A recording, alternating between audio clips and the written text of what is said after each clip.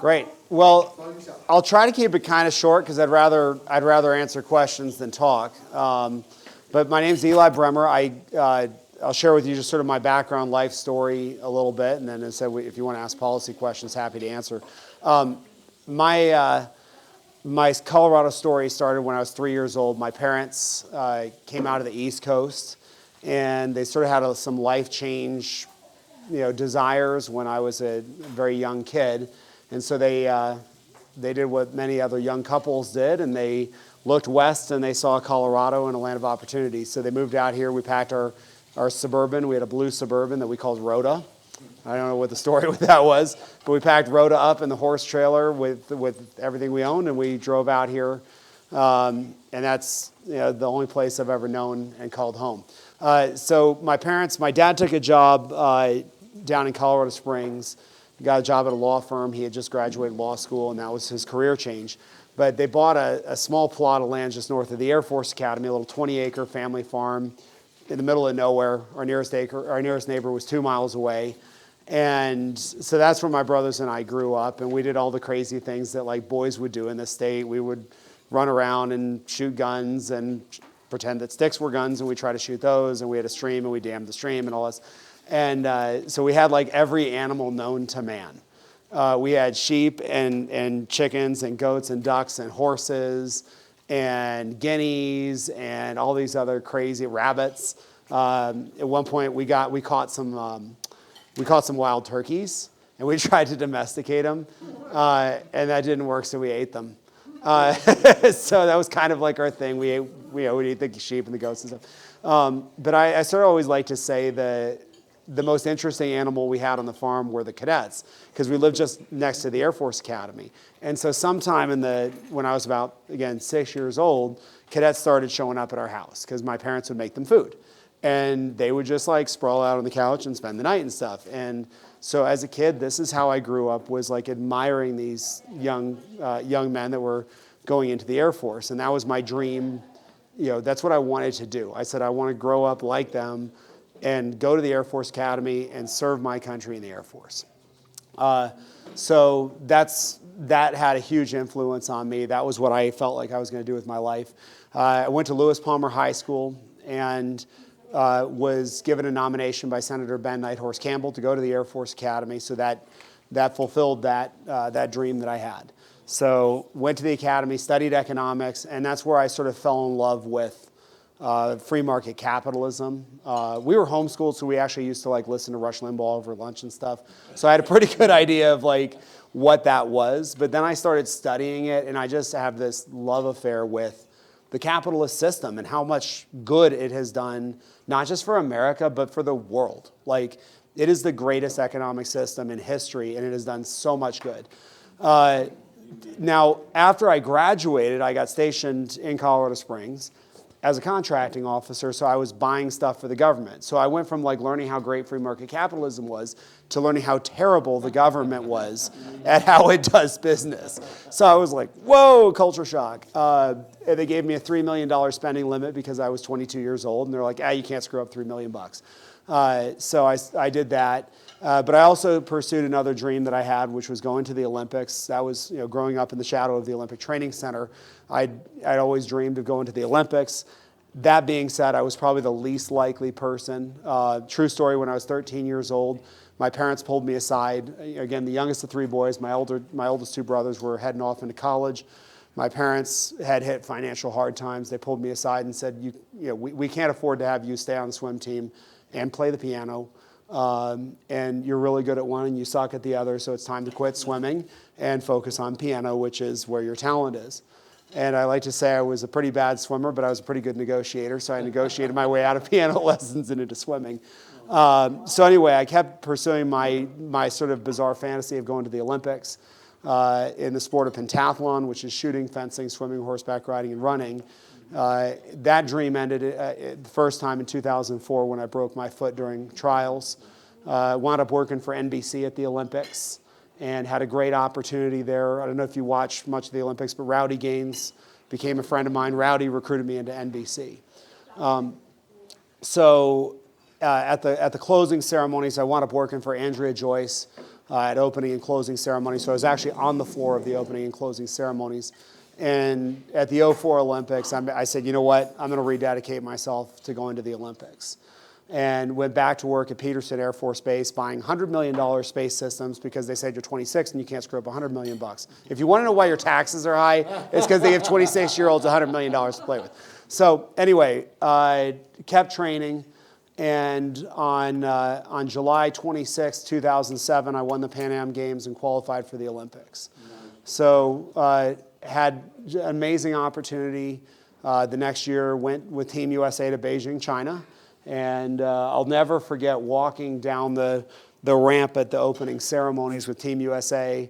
And all of a sudden, the chant breaks out, USA, USA. And if you can picture how awesome that is, it's 10 times as awesome as you can picture. It is so cool. No, I did not. It was interesting as we walked out on the field of opening ceremonies. There's 95,000 people in the bird's nest. Everybody comes to their feet. And, I say that because we have a lot of people inside our country that don't realize how awesome we are. But worldwide, people know. And I saw that in Athens when I was working opening ceremonies in Team USA. NBC said, hey, there might be a protest against America. There was no protest. People gave us a standing ovation. Same thing in Beijing, in communist China. And so anyway, that was sort of the capstone of my sports career. I did have a pretty long professional career, made 12 world teams. Won a medal at the World Cup final, which is the best medal an American's won. I've had some other cool deals. I was featured in National Geographic, The Incredible Human Machine. So it was Aerosmith's voice, and it was my cardio system. And I'm glad they didn't mess that up because I did have talent in sports and I didn't have it in music. But I got, when I finished my sports career, I'd separated from the Air Force. I was in the reserves, stayed in Colorado Springs, and just got involved with private business. And that's been my career. But I also have a passion. I always like to work on things that I know make a big difference. So one of the things I did, I'm sort of a serial entrepreneur. I realized that most Olympians live below the poverty line. And I was privileged to be in the military when I was training, so everything was fine. But I saw friends of mine who were leaving in debt, and they had served our country, representing us in the Olympics, and they had $25,000, $30,000 of credit card debt.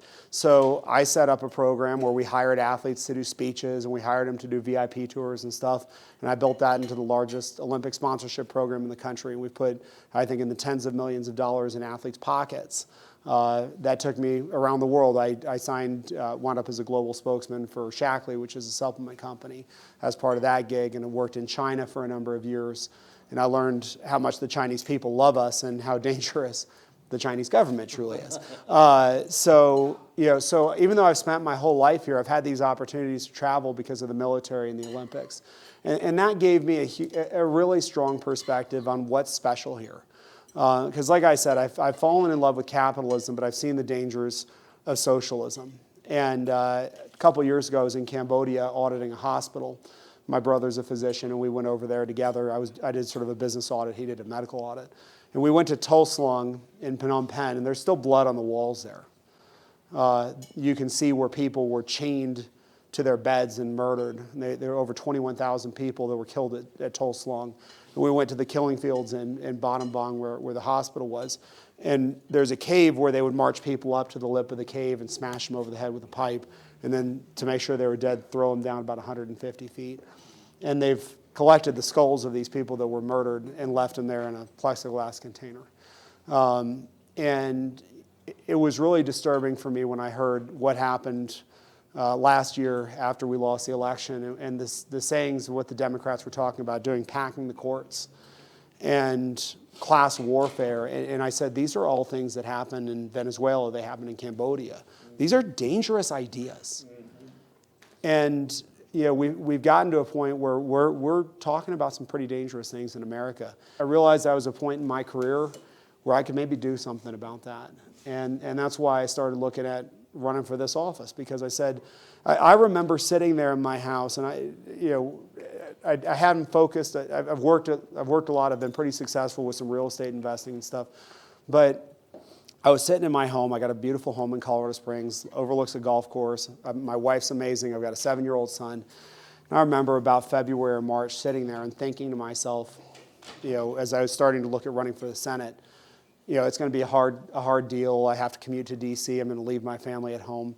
And I remember thinking, you know what? If someone walked in the door right now and said, you can go to jail for the next 6 years and you won't see your family, but Chuck Schumer will be cobbled and he won't be able to do this, I said, I'd do it. When we were at the debate this weekend, I ran into a gentleman who's an Annapolis grad who spent 6 years in the Hanoi Hilton. And so that's where my passion is. As I said, it doesn't matter. If you can fix the problem, you have to. So that's why I stood up to run, because I said enough's enough. And we're seeing the problems day in and day out. I mean, we talked about the cost of the gas pump. I mean, that's maybe the smallest things. I did an interview today on Middle East Broadcast Network. We broadcast to about 20 million people in the Middle East about how the Democrats are trying to nationalize our election system. That's a terrible idea. They had me on with a liberal college professor who's sitting there and saying our election systems are racist. They're not racist. The filibuster is new. This guy's a college professor. I'm like, it's been around for 200 years. You don't get rid of the filibuster. So anyway, I think that we're at a very dangerous time as America. We're seeing the consequences of what Democratic control has done. Whether it's, again, pain at the pump, you're seeing parents be told that they're not stakeholders in their own kids' lives. I mean, you're seeing at every level the Democrats are showing that they want to take over our lives. And that's not where I am. That's not the Colorado I grew up in. It's not the Colorado I want to leave to the next generation. So anyway, that's my background. Well, thank you guys for hosting. And your fearless leader over here did a great job with the debate the other day. So feel free to visit on my website. If it's okay with you guys, I'd like to head back because I'll be back home by 9 o'clock. I always try to tuck my son in if possible. It might be a little late tonight, but he's 7, and about half the time I actually make it happen. So, Where are you coming from? Colorado Springs. Yeah. We thank you very much for riding all the way. So thank you. Thank you so much. So my website's eliforsenate.com, and I'm easy to reach there. I'm on Facebook, I'm on Twitter, just by liking them. And again, we have to.